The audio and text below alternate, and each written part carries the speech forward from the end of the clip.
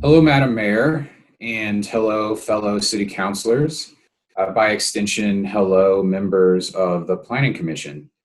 Thank you for the opportunity to provide you with a pre-recorded presentation for our zoning code rewrite study session. This is Corey Miller speaking, planner from the city of Golden, and I'm joined today by our manager and director, Mr. Rick Muriby. Say hello, Rick. Hello, everybody. Thank you for joining us and for preparing for this meeting. I know it's going to be a productive meeting, and we're trying to give you all this information up front in order to have a more complete conversation on the 23rd. So thank you for watching. Thank you, sir. So the purpose of this presentation specifically will be to go over and review the concepts of the new zoning code draft that was released to you and the public at the end of January. The staff report that was included in your packet provides a matrix of all the community feedback that we received through the end of the 1st of March, as well as a response from staff as far as our recommendations for each of the different categories that we felt that those comments fall into. Obviously, those comments set up some larger policy implications that may or may not be discussed in our meeting on the 23rd. But we want to make sure that with this presentation that we all establish a mutual understanding and that we're all on the same page about what this code rewrite is all about and the changes that it applies to the application of zoning across the city in Golden. Before I jump into the main conversation, however, I would like to provide you with a snapshot on where we are in the project, specifically related to the schedule that Council approved in the early summer of last year. Currently, we have completed all of our meetings with the Zoning Rewrite Task Force. Those actually concluded last summer, early fall, and we had a virtual community meeting at the end of October to go over sort of the initial concepts that were developed out of that group. Our consultants then used the holiday months to compile a first draft of the code concept. And as I mentioned, that was released to the public at the end of January. That document was also accompanied by a second virtual community meeting to go over the new elements that have been implemented in the code draft. If you look at this schedule though, sorry, just really quick, this is to highlight the draft being released in the virtual community meeting at the end of January. But if you look at the schedule, we are sort of closing in at the end of our consultants' work related to the code. But I think it's important to note that this schedule is representative of the consultants' time related to the project, not the project in totality. We're hoping that the feedback from this meeting provides the consultants with enough information to refine the draft and create a second draft. However, once that occurs, we will take over the reins, staff, and work to continue to calibrate the code and consider how it'll be mapped across the city. But just to reiterate, as I've stated to the public as well as members of this group, we are approaching the end of the consultant's role, but not the end of the work itself. We do not currently have an estimate on when the code will be eventually put before council for adoption because we still consider there to be a lot of work to perform. So now let's jump into the code update itself and provide an explanation on how this code differs from our current code. To start off, as we all know, zoning codes regulate a lot of aspects of land use on properties across the city. Our Title 18 regulates anything from urban agricultural requirements to things like noise and light abatement to sign regulations. But the major fundamental aspect of any zoning code are the uses that are permitted to be constructed on a property, those being your commercial uses, your residential uses, and your industrial uses, as well as the scale of those uses and how large or small they can be constructed. To be specific, with the zoning code rewrite, we are not necessarily changing any of the uses permitted within the city and where they are permitted across the city in their current form. But we are making some big changes as to regulating the scale of development so that they can hopefully better match what exists within our current established neighborhoods today, match the size of the buildings, match the character of the buildings. So to that regard, as an example, I have provided you with two images on this slide. They both represent the North Neighborhood R2 Zone District in its current form on the left and our proposed form on the right. Today's use and bulk standards are things like our setbacks, our building height, our lot coverage, our frontage requirements. Those are all regulated uniform across the district and across all of our zone districts within the city. You are permitted to construct residential developments up to 4 households in the R2 zone district, and you are permitted to construct those developments anywhere that you see in green on the image in the left, so long as you can secure enough land to do so. This approach, however, is not very sensitive to the disposition of the existing buildings within the neighborhoods today or along the block. And we have run into some issues recently in the last several years where larger buildings are being constructed directly adjacent to smaller buildings. We're hearing a lot that the development that is occurring in these neighborhoods and elsewhere are not matching that character that has been established. So in the proposed zoning, we've asked our consultants to analyze the existing neighborhoods, again, in this example, R2, the existing built environment and others, and divide them into different areas of scale. And we call these form zones. So with this example, we have the core R2 form zone that permits small scale R2 uses. We have the transition R2 form zone that permits most of the small scale R2 uses, but allows for some larger versions as well. And finally, we have the edge R2 form zone that permits the most intense scales that can be found across the neighborhood today.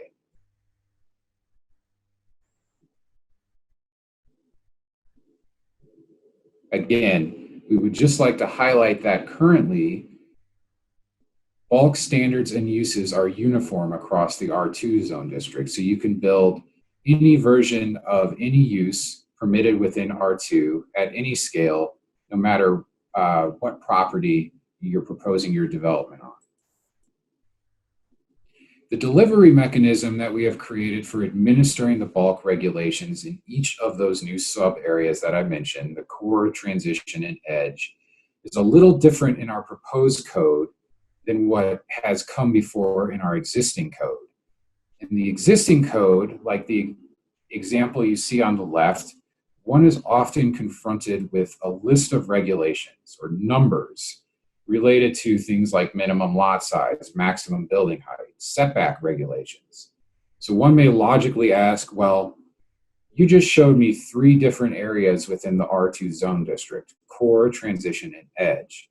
Why don't you just create 3 lists for each of those areas to regulate how big the buildings can be?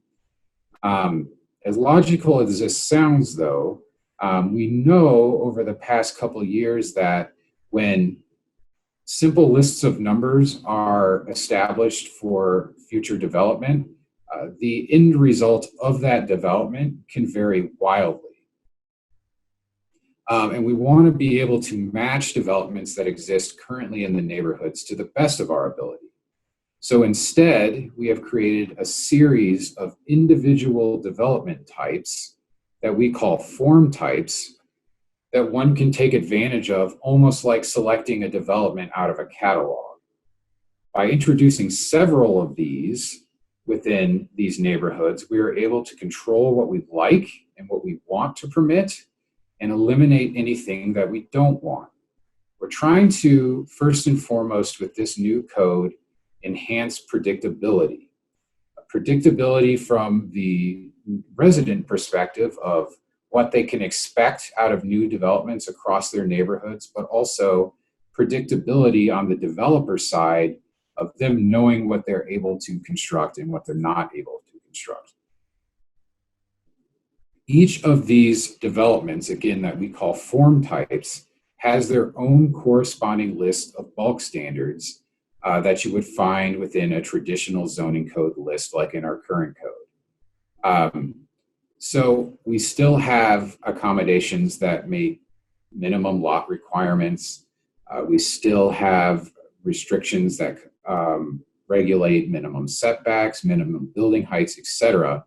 But you can see almost immediately that our new restrictions are much more nuanced because we know that restricting things related to the overall design of a building will help it match the existing neighborhood much better than just a simple list of numbers.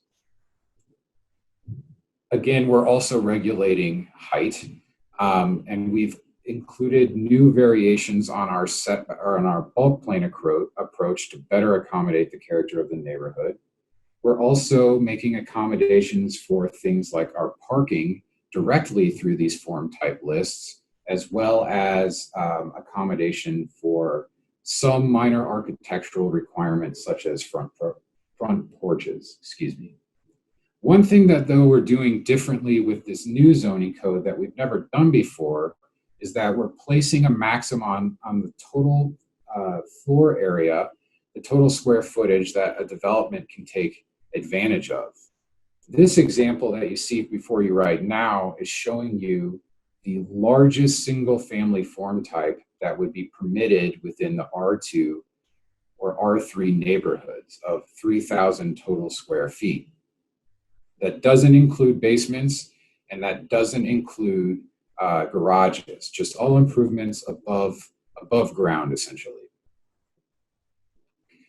In addition to this, we're proposing some minor considerations with regards to articulation of the facade as it is positioned next to the street. And we're hoping that all of this, when it mixed together, will allow us to promote the types of developments we're used to, the types of developments we feel are characteristic of Golden, and eliminate those that don't fit. The table you see on the left side of the page are all of the form types permitted within the core form zone. Again, that core R2 form zone that I presented as an example in the previous couple of slides. Each of these form types has their own corresponding list of bulk regulations. If you recall, as I mentioned in my previous example, each of these form zones has their own lists, and that the current R2 zone district functions as an intermediary zone district between the single family R1 districts and the more multifamily disposed R3 zone districts. We are proposing a mix of single family form types and duplex form types within the core form zone. But again, it should be noted and emphasized that each of these has been evaluated based on their scale and how it would fit within the neighborhood. So our new duplex form types are careful consideration has been put into those design standards to ensure that they don't mimic some of the larger ones that have been popping up across the community that people do not find to be characteristic of the established neighborhoods.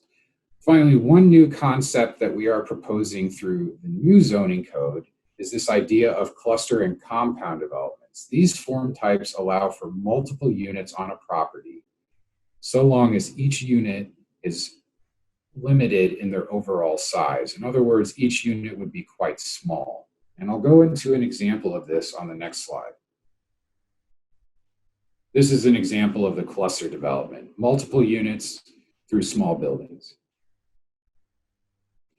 The next two slides provide examples of recent developments within the North R2 neighborhood and how they might look if our new zoning code was available at the time of development.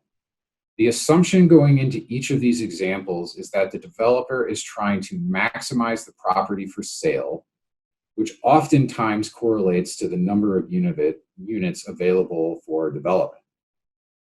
The first example is one property likely familiar to all of us, that being the Duplex Pair at the corner of 4th and Cheyenne in the North R2 Zone District. This property is located currently in the core form zone of the R2 district. Therefore, the form types available are single family, duplex, and compound cluster developments.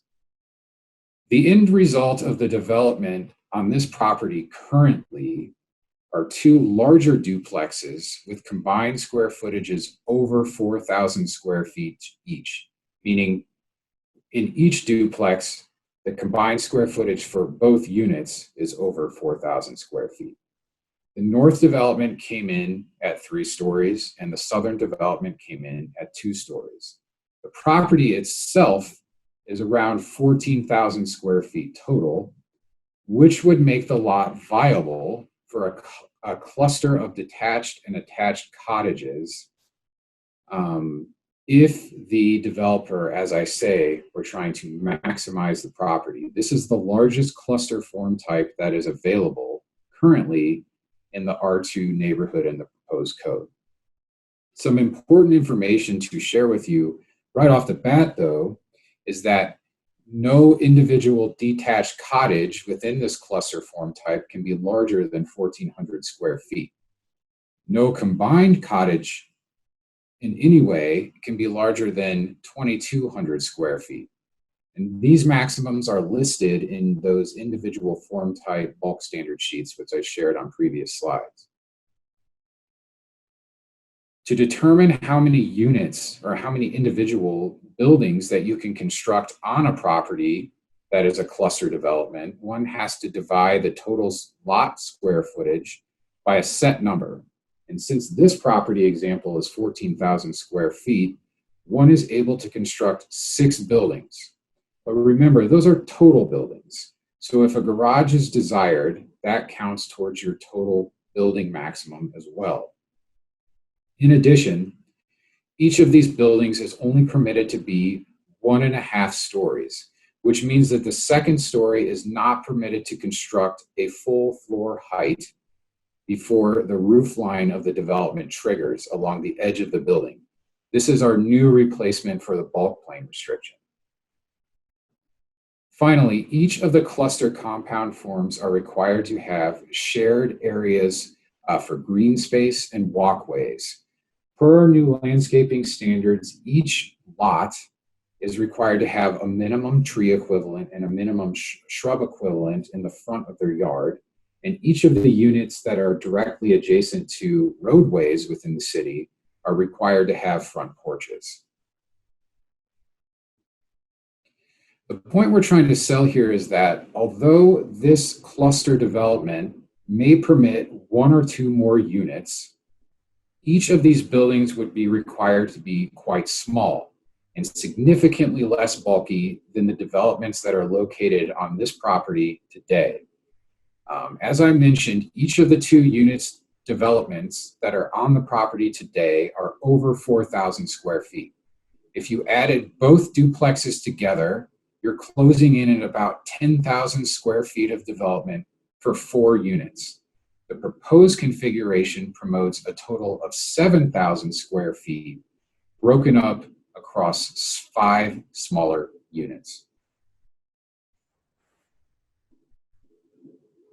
The second property that we are presenting as an example is the Duplex Pair near the intersection of Iowa Street and Ford Street, another recent development. Each of these duplexes are around 5,000 square feet in total area combined. And they are both 3 stories in height. The important thing to note with this example is that the property would currently be located in the R2 transition form zone, whereas the last example was located in core. This form zone permits all of the form types referenced in core, but adds the ability to construct a triplex. The property's area in this example is the same as the Fourth and Cheyenne example from the previous slide. But let's assume that this developer really wants to construct duplexes or triplexes. He's aware that he can create more units through the cluster, but he wants to ensure that he can have larger units. To this point, it's important to note a couple of key facts. One being that for each of the duplex and triplex form types that we are promoting, they are limited to 2 stories of development. The largest duplex form type, the combined total square footage is capped at 3,600 square feet, much smaller than the 5,000 square feet you're seeing for each duplex in this example, and about 1,000 square feet smaller than the duplexes you see in the previous example. The largest triplex form type permitted in the transition form zone would allow for 5,400 square feet, similar to one of the duplexes in this example, but remember, that total square footage is spread across 3 units. In addition, we have additional bulk plane considerations for each individual segment or quadrant of the overall lot, again, reinforcing this idea that we're adding a lot more nuance to the design of these structures so that they can better blend in with the surrounding neighborhood. Again, if the developer were to want to maximize this lot for development, he would likely pick the cluster development. But the point we're trying to sell here is that if duplexes were to be developed under the current code like they are today in the future, the overall size of those duplexes must be smaller, than what is currently permitted today. We hope that those 2 examples were informative of how the new zoning code may offer a better alternative to the current code when it comes to controlling the scale of new developments and preserving the character in our traditional neighborhoods. We'd like to pivot now to the public feedback that we received as part of the initial release of our draft. First and foremost, I think we'd both like to thank our communications team for their assistance with our outreach campaign. They really put a lot of work into crafting unique, eye-catching advertisements that I feel attracted a lot of individuals to this code site on Guiding Golden. And at the time of this writing, at the time of this presentation, the code page has been accessed 2,000 times since the release of the initial draft. And we have over 100 ideas that were provided in our response forums. Over the course of February, staff also hosted office hours every Thursday where members of the public could call in to a recurring WebEx meeting and ask questions for clarification on the new zoning code. Each week we had attendees call in and we felt like they were successful. When our initial comment period closed after the first week of March, staff organized the comments into a spreadsheet that has been included into your packet. These comments have been organized into several themed topics that represent different policy considerations tied to the code. And we provided, as I mentioned, a detailed response from staff, as well as our recommendations in the memo included in your packet. But we'd like to give a little bit of attention to each of those categories now, with perhaps the one exception to the form zone mapping and design. As I mentioned at the beginning of this presentation, we would like to make sure that everybody's on the same page with regards to the zoning code and the form types and the types of way that we are regulating bulk on a lot, and perhaps save the form zone mapping discussion for a later date. Staff is absolutely sensitive to the comments that we are received with regards to mapping. And we are continuing to work to analyze the map, research possibilities when it comes to adjusting the map boundaries. But like I said, hopefully that's a discussion that we can save for our part 2 a little later down the road with this group. So with that, I'd like to say thank you, and I'll turn it over to Rick Muriby, who will talk a little bit about those policy implications. Thank you, Corey. I want to start out with a couple items that maybe not so much policy related, and then get into some of the more specific policies that have come up as a result of the community engagement we've had to date. So the first here is just to identify that the underlying zone districts for use are not changing with this code. So this code update is a layer on top of our existing use regulations that everyone's familiar with as far as R2 and C1 and all the other zone districts we have. What we are doing, however, as staff, is looking at making putting the land uses into a more easily digestible table format so that you can see them organized in a more effective way to find not only your zone district but also the uses that are allowed at quick glance. So we are organizing that in a very different way than it is in the code now, and we think that this is going to be easier to use for everyone in the future. So as part of that, we are consolidating some of the definitions for land uses, but the land uses themselves will not be changing. So I wanted to highlight that from the beginning. Also, we are looking at updating our landscaping requirements. We did receive comments about the need for more xeric plantings in the community to be more water-wise. We know that we're headed for more drought years in the future, and so we have taken note of those comments, and we are working to make sure that xeric plantings are more well integrated into the code and function as requirements to reduce that dependency on water.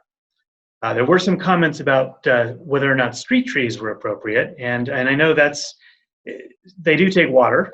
They do take water when they are being established. I think staff is still feeling confident, though, that there are street trees out there, varieties of street trees that are fairly water-wise and appropriate for Colorado's climate. They will take some water to be established, but once established, they do pretty well from there and don't require significant water once they reach a certain maturity. So trees also do things like help reduce the heat island effect in the community, which is something that is important to the community, as well as the aesthetics associated with street trees and how that feels on a street and a block in our traditional neighborhoods. So we'd like to preserve that. I know they do take water, but we will be looking at refining those and also establishing some more appropriate irrigation requirements with those landscaping regulations. Next slide, please, Mr. Miller. Thank you. A couple of these policy considerations we'll start on here is the zoning process. This is essentially the public processes and the staff level review processes for our zoning code and how it works currently and how we are looking to change that. So currently we are not looking at changing the overall approach to site plan review. In other words, today when we have commercial site plans that are submitted, they aren't required to go to Planning Commission. And so staff does review those and determines whether or not they can be approved administratively or whether they do need to go to Planning Commission. And so we would continue to exercise that same process under the new code. What we are proposing to change, however, is take away the automatic trigger for any project that contains 3 units or more to go to Planning Commission just as a requirement. So what we're proposing is not to have that automatic and have that be staff director referral as needed.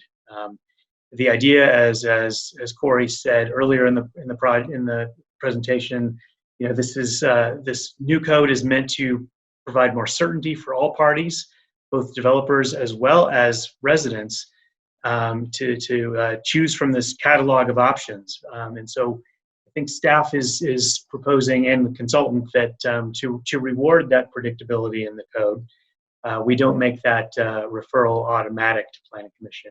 We use staff and director level judgment, just like we do with commercial today. So that's one thing that would be proposed as to change. The other aspect is that if someone does want to deviate from this catalog of form types, they would have to file a special form application, and this would essentially function the way rezoning does today. So it would have to go, this would automatically have to go to Planning Commission if they want to deviate from that catalog of options. And then Planning Commission would send a referral to Council, and Council would make the decision as to whether or not it's appropriate for that situation. So much like a rezoning, and that would remain in place, that same process.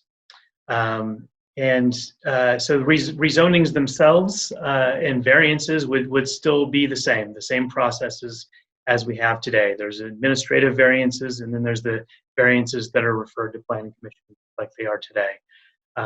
Rezonings would function with Planning Commission referral to Council just as they do today. So wanted to make sure there was an understanding of what was changing and what was prepared to stay the same.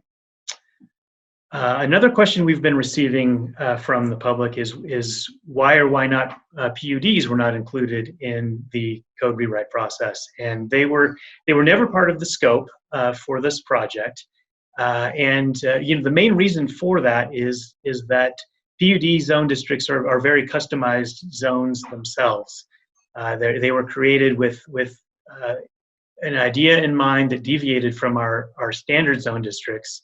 And so they're almost like form zones themselves in these different areas of town. And there are commercial PUDs, there are residential PUDs, but all of them are in place because they have a very custom configuration for things like heights and setbacks and uses and so forth. So it would be hard to change those in any standardized way, the way they're developed.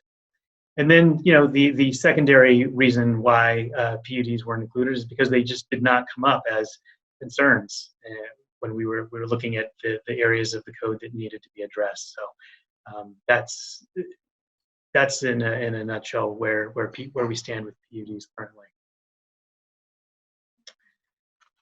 So parking is something that is mostly staying the same or relatively the same in this code rewrite process. There are some specific parking requirements that are pulled out into the different form types, and they're similar to what's in Chapter 1836, our current parking code, but they don't deviate that much. So it is handled by form type. However, Chapter 1836 is still there for all instances where it's not specified in a form type. As well as other areas of the city that are not covered, like PUDs and the industrial zone districts.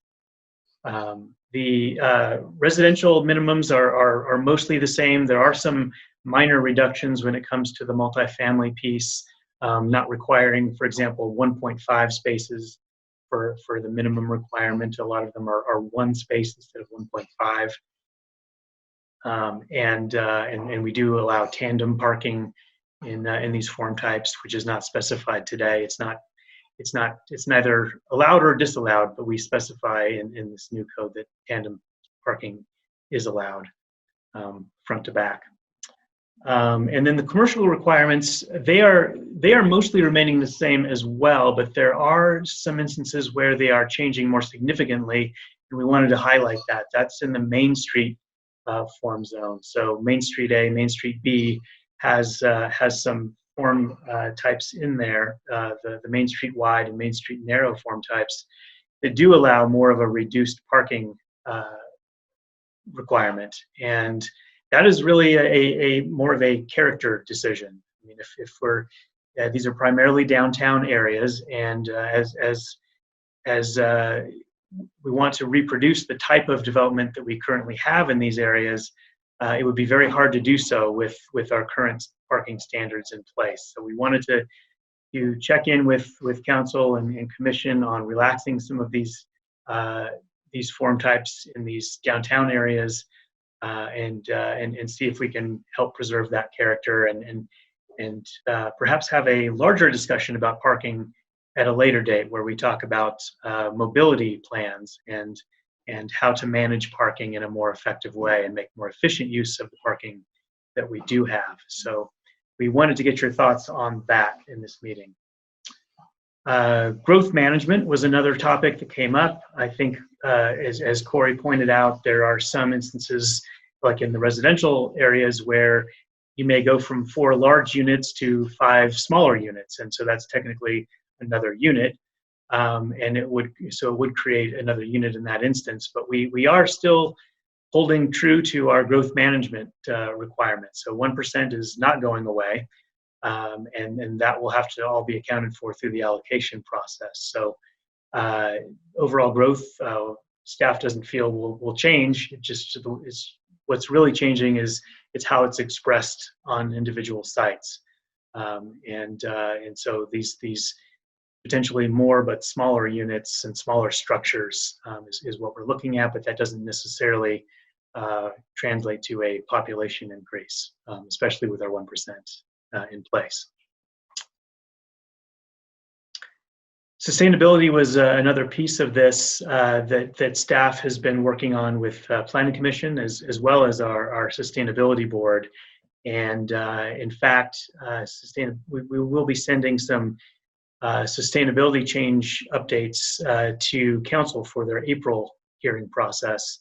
What we're really looking for is a transition menu that will be sent for review. And this transition is intended to pave the way for a performance energy standard that the Sustainability Board is working on, as well as a couple members of our Planning Commission.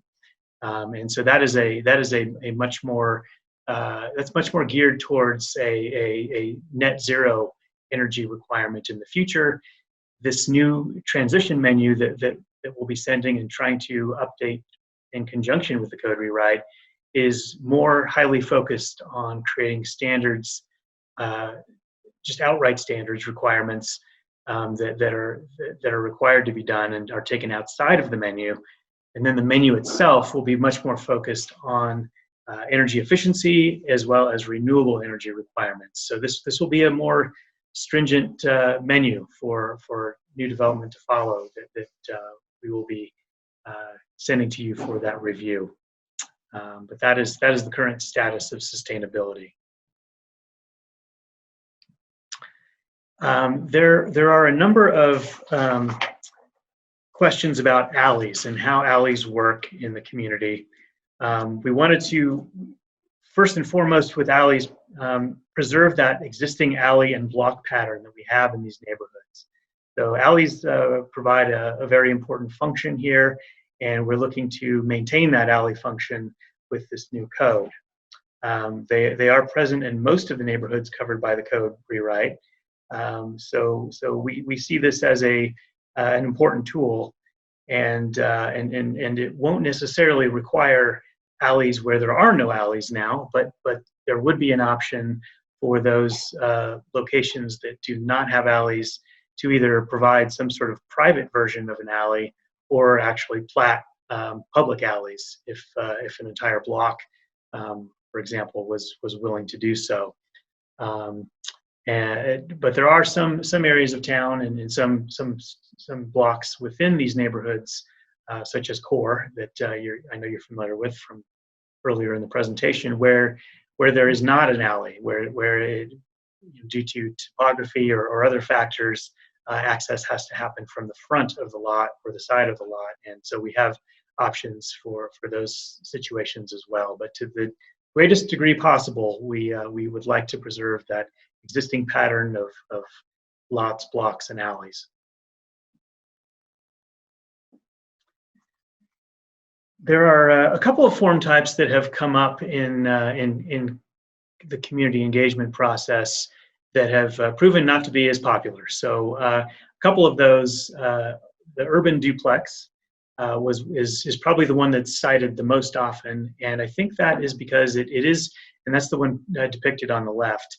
It does have a what we think is an appropriate street presence in a lot of ways, and the massing is great with the roof articulation. However, there is an allowed height at the rear of the lot facing an alley that would be up to 45 feet, and we know that this is beyond what is allowed in some of these neighborhoods currently. So we currently have that depicted in the transition zone. Staff is thinking maybe we should eliminate that from the transition zone. It's not in the core, but transition might be too big for transition as well. But we would propose to leave that in the edge form zone. If you recall from that earlier slide, the edge is where you already see these sort of bigger impact structures currently. So that'll be something for council and commission to discuss. The compact urban duplex is kind of another version of that same concept.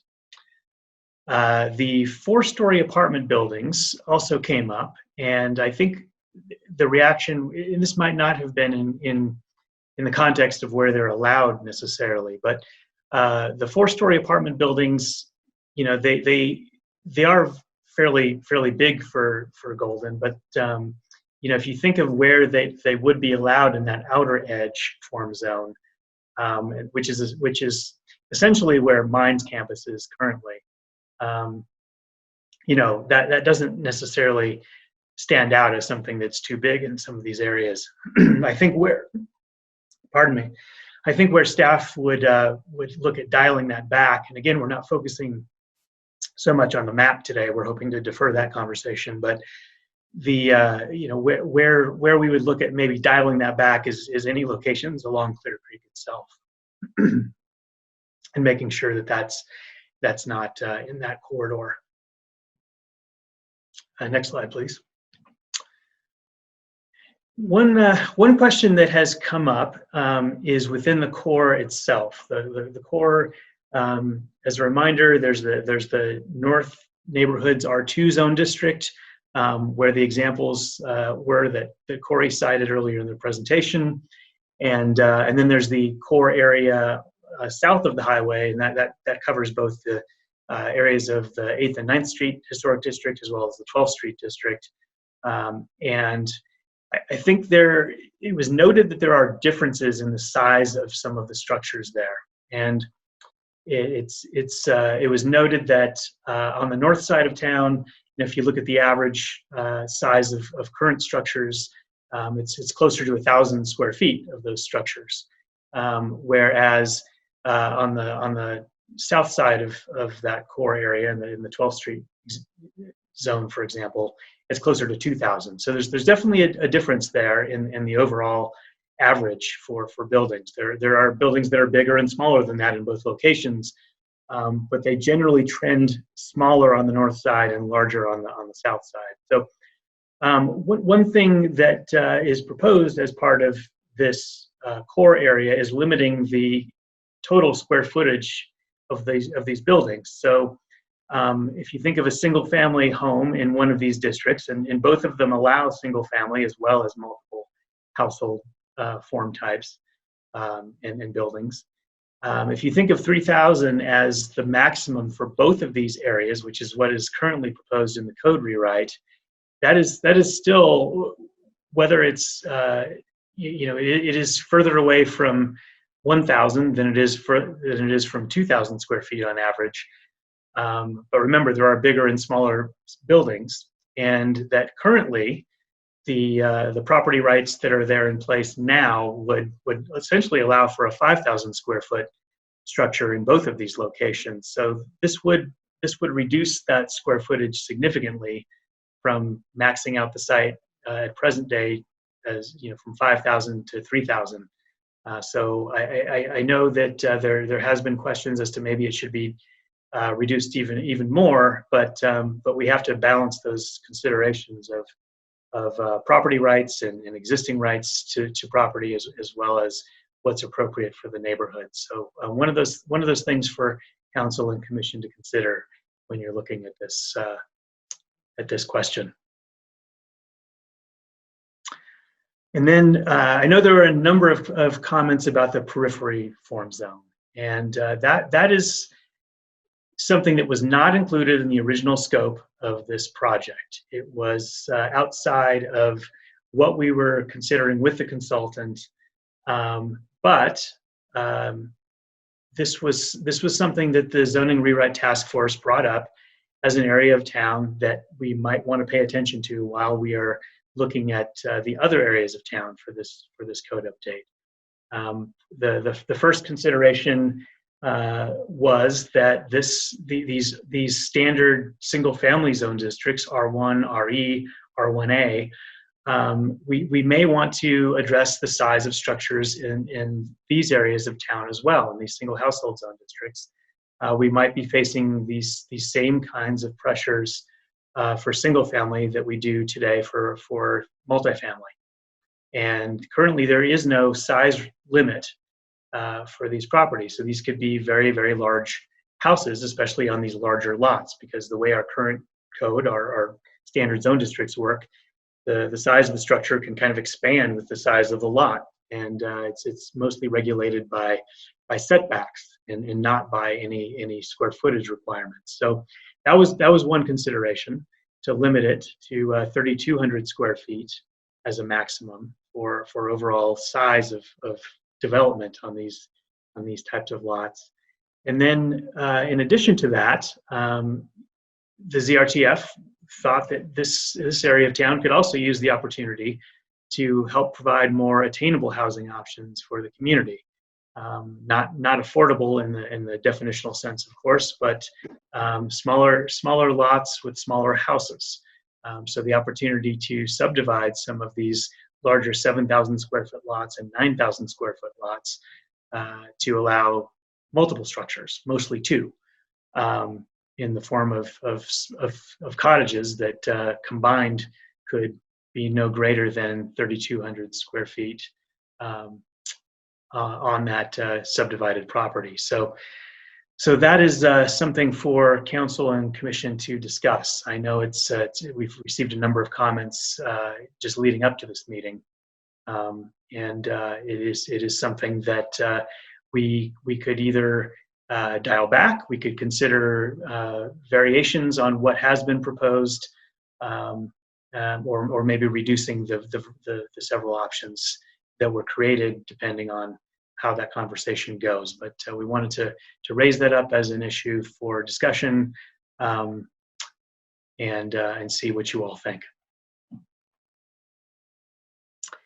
Well, thank you all for joining us in this preparation for this meeting on March 23rd. I know it took a lot of time for you to watch the past presentations and watch this presentation and also go through your packet. It's quite a bit of information, and we thank you very much for your focus on this important project.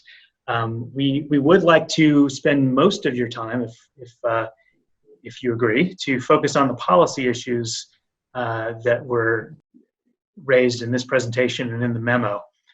We think that is really where we need guidance as staff and the consultant group in order to work on preparing the second draft of this code. So that's where we're hoping to go. And as Corey mentioned, we do want to keep working on the map and making adjustments and analyzing that. And we welcome all of those comments, but we would like to save that mapping conversation for another day. It's kind of its own thing, and we think it would be better off focusing on the form zones and the form types, and those policy questions that were raised. With this staff presentation now out of the way, and hopefully you've reached the end of this and are prepared for this meeting, we wanted to use that limited time we do have on March 23rd for council and commission to really dive into the policy discussion and give staff and the consultants that all important guidance for next steps and draft 2. And I think that is all from staff. Corey, do you have anything to add before we stop this recording? Thank you, everyone, for, like Rick mentioned, your patience with these presentations that we deliver both in January and now. It's a lot of information to move through this new zoning concept, but we appreciate your time and patience, as I say, and we look forward to speaking with you on the 23rd. Thank you.